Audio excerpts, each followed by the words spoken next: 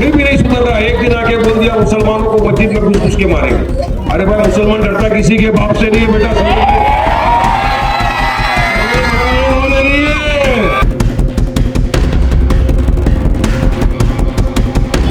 इनको हमारे हिजाब से नफरत, खाने पीने से नफरत, मदरसों से नफरत, मस्जिद से नफरत, अजान से नफरत, हर चीज जो हम करते हैं।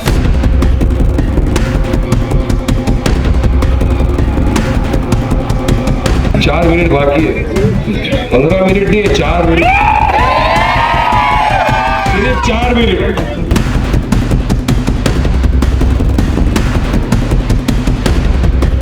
शिंदे साहब ने उसको समर्थन दिया। कहां थे ये कांग्रेस वाले सेक्युलर? क्यों आवाज नहीं उठाई आपने? हुजूर की शान की बात की। वो हुजूर जिसके सदके तुफैल अल्लाह सुब्हानहू व तआला ने पूरी दुनिया को बना दिया, रहमतुल आलमीन बना के दुनिया में भेजा। उनकी शान में गुस्ताखी करने वाले का समर्थन कर रहे हो तुम बैठकर, उनके उम्मीदवारों को जिताने के लिए प्लानिंग कर रहे हो आप। किसी कीमत पर मुसलमान बर्दाश्त नहीं करेगा। 12 साल से सत्ता में आने के बाद इन्होंने सिर्फ एक ही काम किया है, मुसलमानों के खिलाफ सिर्फ नफरत फैलाना, नफरत फैलाना, नफरत फैलाना। वार्ड क्रमांक 14 से आपके अपने भाई, आपके अपने दोस्त, आपके अपने माइक क्रॉस करो, माइक। ऐसे कैंडिडेट मोहतरम जनाब हाजी तौफीक हतूरे साहब को दिया है, बाबा भाई अड्डे वाले साहब को दिया है, वहीदा भंडारे जी को दिया है, अकीला भागनगरी जी को दिया है। ये मजलिस के उम्मीदवार हैं आपके अपने वार्ड क्रमांक 14 के, जिनका निशानी है पतंग। 15 जनवरी के दिन पुलिंग है। आज एक बात का तो एहसास हो चुका है मुझे कि यहाँ जो इतना बड़ा सरों का समंदर मौजूद है वार्ड क्रमांक 14 में, ये पैगाम देता है कि अल्हम्दुलिल्लाह वार्ड क्रमांक 14 से मजलिस इत्तेहादुल मुस्लिमीन भारी मतों के साथ जीत रही है इंशाअल्लाह। ये मोहब्बत है आपकी जो आप तमाम आए जी मुंह पर जा रहा जी हमको सुनने के लिए, जमात का पैगाम सुनने के लिए। और यही मोहब्बत यकीन मारो वोट में तब्दील हो गई वोटों में, तो इंशाअल्लाह ताला 16 तारीख को बहुत बड़ा जीत का जश्न यहीं से शुरू होगा इंशाअल्लाह। चुनावी माहौल है, तो जिस तरह मुख्तलिफ सियासत पार्टियों ने आपके बीच में उम्मीदवारों को उतारा है, एक तरफ तो ये महायुति वाले हैं, भाजपा, राष्ट्रवादी अजीत दादा की पार्टी है, तो इस तरफ कांग्रेस है, चैंपियन ऑफ सेक्युलरिज्म जो अपने आप को बोलते हैं, उद्धव ठाकरे है, राज ठाकरे है, शरद पवार है, सब मुख्तलिफ सियासत पार्टियां एक दूसरे के साथ यहाँ पर बैठी हुए लड़ रही है। हम न इनके साथ है, हम न इनका हिस्सा है, हम इस अवाम के साथ हैं, हम उस अवाम के भरोसे पे आए हैं। ऊपर अल्लाह सुब्हानहू व तआला का रहम करम, किसी के साथ अपना गठबंधन नहीं है, हमारा गठबंधन सिर्फ आपके साथ। ये जो गठबंधन करके घूम रहे थे महाराष्ट्र में इतने वक्त से, ये बीजेपी अजीत पवार के साथ, शिवसेना के साथ, अब उनकी खिचड़ी देखो आप। एक महाराष्ट्र में पैटर्न चलाया है इन्होंने कि जहां जहां मुसलमान आबादी है, जहां जहां मजलिस इत्तेहादुल मुस्लिमीन ने अपने ज्यादा उम्मीदवारों को ठहरा है, वहां ये क्या करते हैं कि अजीत दादा को बोलते हैं तो अपने उम्मीदवारों को डालो। सिर्फ एक ही काम है उनका, MIM के मजलिस के वोट को काटना, वो काट के पूरा बीजेपी को फायदा पहुंचा। ये महाराष्ट्र का जो नगर परिषद का भी चुनाव गया, उसमें भी यही पैटर्न चल रहा था पूरे महाराष्ट्र में। मैं गया था मुख्तलिफ जगहों के ऊपर पूरे महाराष्ट्र में, हर जगह पे कुछ घुमा, डिस्ट्रिक्टों में गए, हमने कैंपेनिंग किया, लोगों से मिले, वहां पर भी यही था कि जहां जहां भी मजलिस इत्तेहादुल मुस्लिमीन ने अपने उम्मीदवारों को ठहराया, वहां पर अजीत पवार ने आके अपने उम्मीदवार को ठहरा दिया, ये बोल के हम बीजेपी के साथ नहीं है। अरे साथ नहीं है तो छोड़ दो ना सेंटर में, फिर क्यों साथ में बैठे हो भाई? वहां मलाई खाना है और यहाँ वोट का विभाजन करके बीजेपी को जिताना, ये इनका टारगेट है। अब आप समझ लीजिए, भाजपा सरकार 12 साल से सत्ता में आने के बाद इन्होंने सिर्फ एक ही काम किया है, मुसलमानों के खिलाफ सिर्फ नफरत फैलाना, नफरत फैलाना, नफरत फैलाना। बदनाम करो, गालियां दो, पोलराइज करो, ध्रुवीकरण करो, इनके आपस के अंदर वोट को तकसीम कराओ और अपना काम बनाओ, अपनी सियासत को चमकाओ। सिर्फ ये किया है, डेवलपमेंट विकास के नाम पे कुछ नहीं है। मिस्टेक हम में भी है ना, क्योंकि हम इतिहाद नहीं पैदा करते, मुत्तहिद नहीं होते, सफों में दरार, एक खड़ा हुआ तो दूसरा खड़ा हो जाता है उसके टांग खींचने के लिए, उसको जिताने के पहले उसको हराने की साजिशें तैयार कर दी जाती है। हमारी मिस्टेक की वजह से, हमारी गलतियों की वजह से भाजपा सरकार इख्तियार की कुर्सी पर आके बैठ गई। वहां बैठकर काम ये कर रही नफरत फैलाना। इनको हमारे हिजाब से नफरत, खाने पीने से नफरत, मदरसों से नफरत, मस्जिद से नफरत, अजान से नफरत, हर चीज जो हम करते हैं उससे इनको नफरत हो।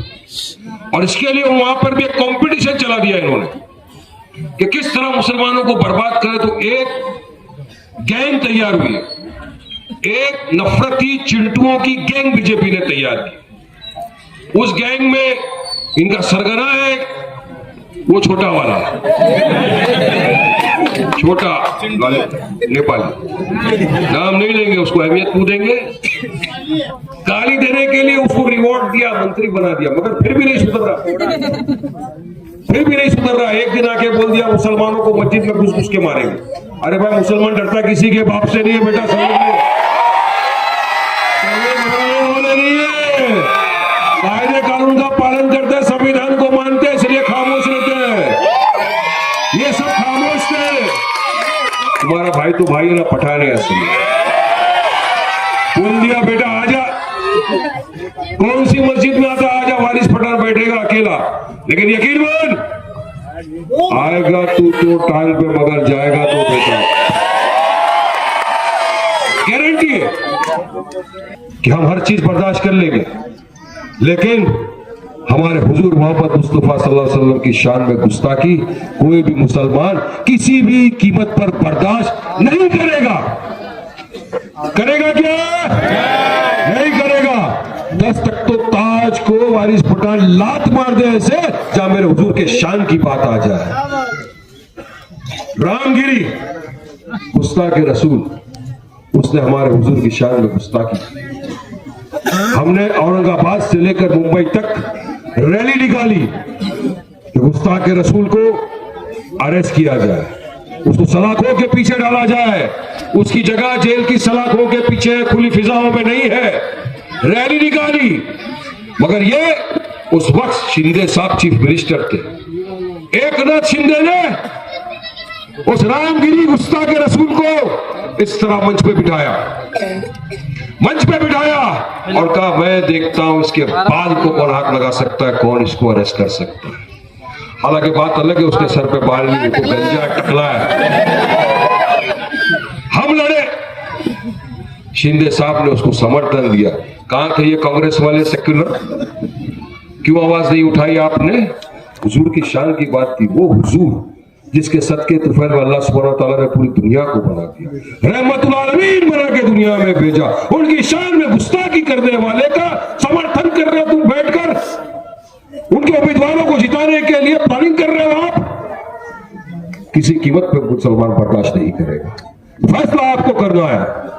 एक तरफ आपके सामने वो गुस्ताखे रसूल के लोग घूम रहे हैं, दूसरी तरफ आपके सामने ये आशिक के रसूल यहाँ बैठे हुए, आप किसके साथ जाना है फैसला आप लोग कर लेना। ये वाला बात, क्योंकि ये दुनिया में भी जवाब देना है, आखिरत में भी जवाब देना है। मेरे दोस्तों, बुजुर्ग, अजीज साथी, ये मत समझना मैं भड़काने आया हूं, मैं समझाने आया हूं, समझा रहा हूं। मेरी जमात का पैगाम लेकर आपके बीच आया हूं, ताकि इतने बरसों से आपने जो चीज देखी है, तकलीफें बर्दाश्त की है, वो खत्म हो, आपके अंदर से भी आपके अपने नेता पैदा हो, आपका भी डेवलपमेंट हो, आपका भी विकास हो। इसलिए मैं आपके बीच आया हूं, अपनी जमात का पैगाम दे रहा हूं आपको। क्या हो साथ मजलिस के, अगर वाकई में आप चाहते हो कि आपकी हिस्सेदारी हो, सियासत में आपको हिस्सेदारी मिले, आपका डेवलपमेंट हो, आपका विकास हो, कोई आपके खिलाफ अल्फाज नहीं उठा सके, तो ताकत दो ऐसे शख्स को, ऐसे शख्स की ताकत बनो, ऐसे शख्स को हिम्मत दो जो पूरे देश भर में आपके हमारे लिए लड़ता है,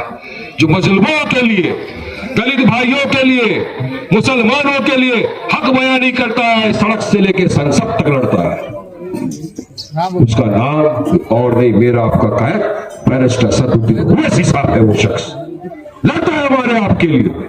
आपने देखा ट्रिपल तलाक पे बात आ गई, शरीयत पे मदाखिलत की बात आ गई। हमारे आपकी तरफ से अगर किसी ने आवाज बुलंद की तो इन्होंने नहीं की, आपका मेरा कायद बैरिस्टर असदुद्दीन ओवैसी ने। बाबरी मस्जिद की बात आ गई, ये उद्धव ठाकरे ने असेंबली में खड़े रहकर कहा हमको गर्व है कि हमने 10 मिनट में इनकी बाबरी मस्जिद को तोड़ दिया। उसके खिलाफ आवाज नहीं उठाई, उसका साथ दिया कांग्रेस वालों ने महाराष्ट्र के चुनाव के अंदर, और उसकी मुखालिफत किसी ने की तो किसी और ने नहीं, मजलिस इत्तेहादुल मुस्लिमीन में आपके मेरे सदर बैरिस्टर असदुद्दीन ओवैसी साहब ने।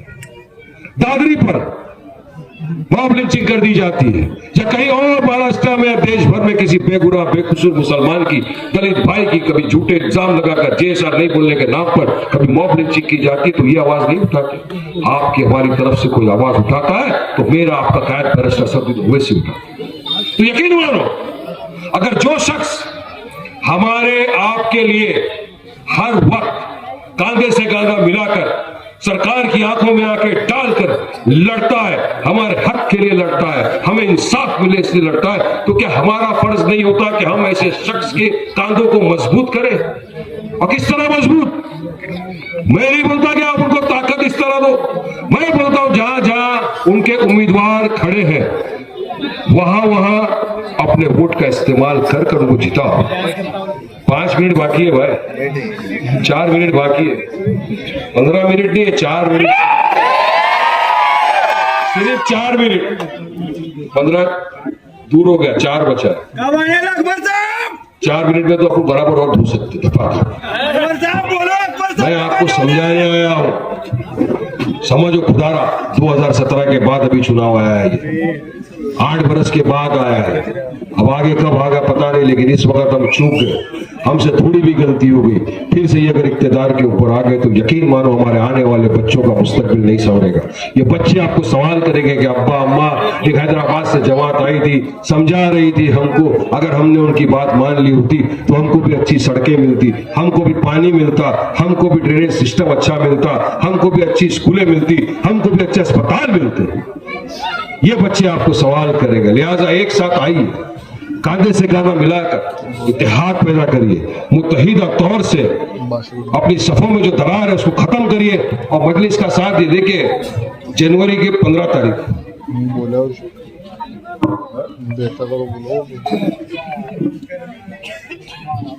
मजलिस का साथ दीजिए। मजलिस आपकी अपनी जमात है, आपके साथ कांधे से कांधा खड़ा रहने की कोशिश करती है, आपका साथ देती है हर शोबे के ऊपर। और यकीन मानो जब जीत के जाएंगे ना इंशाअल्लाह, मुझे उम्मीद है जितने आपके प्रॉब्लम है, जो समस्या है, उस समस्या को पूरी तरह से ये निपटाने का काम करेंगे। अंदर जाकर गूंगे बहरे नहीं बन जाएंगे। इनसे काम लेने की जवाबदारी आपका ये भाई वारिस पठान कर रहा है। ये पठान की जुबान आड़े तड़े की नहीं है, ये आड़े तड़े अल्लाह नल्ला की नहीं है, नल्ला पठानों की नहीं है, ओरिजिनल वारिस पठान की। और एक बार मैंने कमिटमेंट कर ली, उसके बाद अपने आप की भी नहीं सुनता। काम कराने की जवाबदारी हमारी। तो देखिए ना साहब,